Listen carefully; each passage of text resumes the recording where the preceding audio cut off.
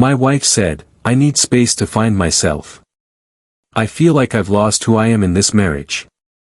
I'm Jake, 34, and I've been married to Monica, 32, for 8 years.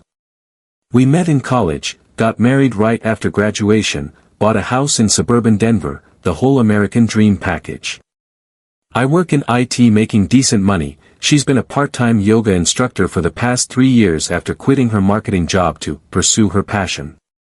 2 months ago, Monica dropped this bomb on me over dinner at Olive Garden.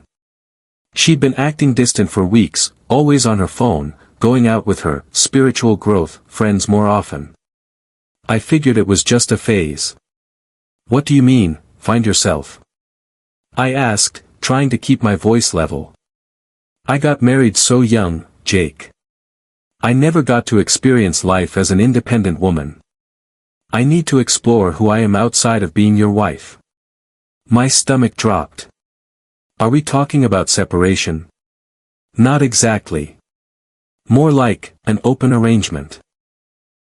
I keep the house, you keep paying the mortgage, but I get to date other people and travel. You know, find my authentic self. I stared at her. So you want me to fund your single life while remaining married? Don't make it sound so transactional. This is about personal growth.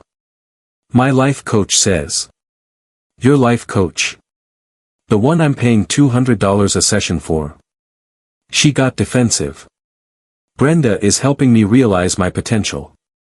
She says traditional marriage is a patriarchal construct that stifles women's spiritual evolution. That night, I lay awake processing everything. Monica wanted to keep all the benefits of marriage, financial security, health insurance, the house, while having complete freedom to explore. The more I thought about it, the angrier I got. The next morning, I made some decisions. You're right, I told her over coffee. You should absolutely find yourself. She lit up. Really? I was so worried you'd fight me on this. Nope. In fact, I'm going to help you become completely independent. Monica was thrilled when I agreed to her arrangement. What she didn't expect was my definition of independence. First, I contacted a lawyer. Got all the paperwork ready for legal separation. Monica could have her freedom, but it would be official. What's this? She asked when I handed her the papers. Your independence documents. If you want to find yourself, you need complete autonomy. No husband holding you back. But I didn't want to separate legally. I just wanted space within our marriage. That's not how marriage works, Monica. You can't be married and single simultaneously. She panicked. What about the house? You can have it. Along with the mortgage payments, property taxes, utilities, and maintenance. True independence means true responsibility. Her face went white. I can't afford that on my yoga instructor salary. Then maybe it's time to find a real job. You know, as part of finding yourself. I moved out that weekend. Got a nice one-bedroom apartment closer to work. Started hitting the gym, reconnected with old friends I'd neglected during the marriage. Monica called constantly. This isn't what I wanted, she sobbed into the phone. What did you want then? I wanted freedom but security. I wanted to explore but come home to you.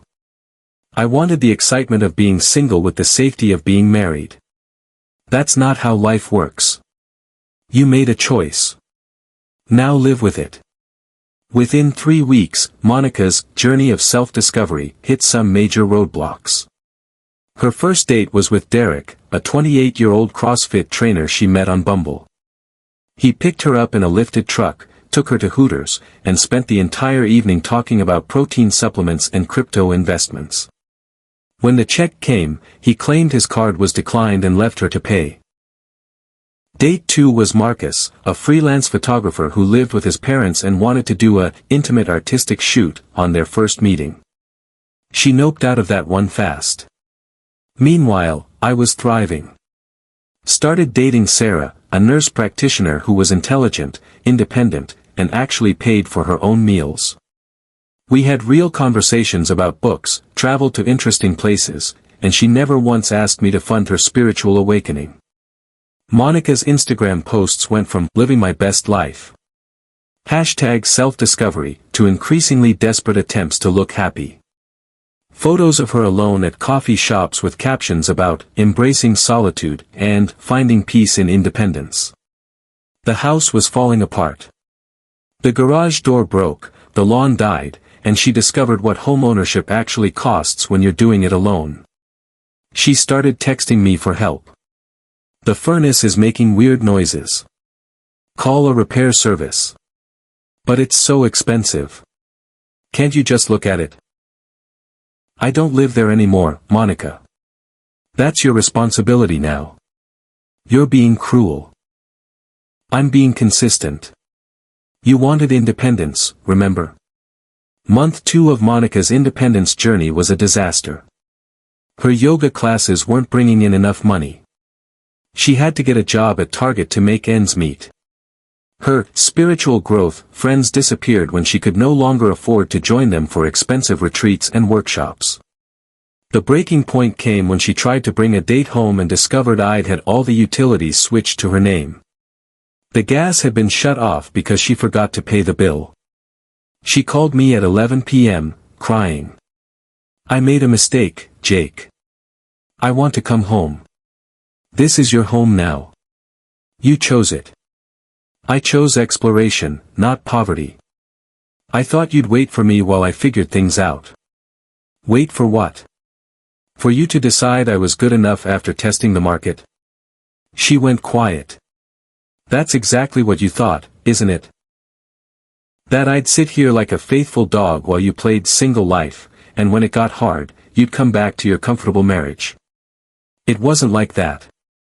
It was exactly like that. You wanted to have your cake and eat it too. Well, congratulations. You're completely independent now. The final straw came when Monica showed up at my apartment with suitcases. I can't do this anymore. The house is too expensive, dating sucks, and I miss us. I didn't let her in. Monica, you made a choice.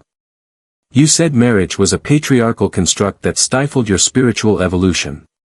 You wanted to find your authentic self. How's that working out? I found out my authentic self wants to be married to you. Funny how that realization came right after your credit card got maxed out. She started sobbing on my doorstep. Neighbors were watching.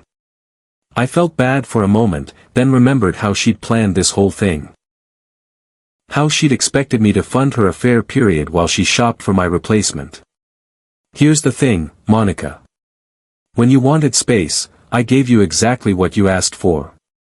When you wanted independence, I made sure you got it.